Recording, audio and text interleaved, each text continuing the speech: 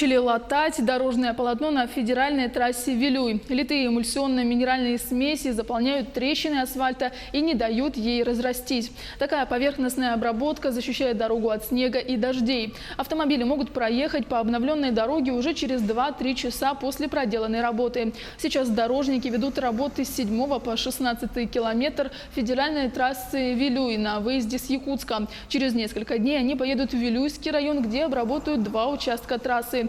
Всего в этом году таким способом будет обновлено 37 километров дороги на общую сумму 84 миллиона рублей.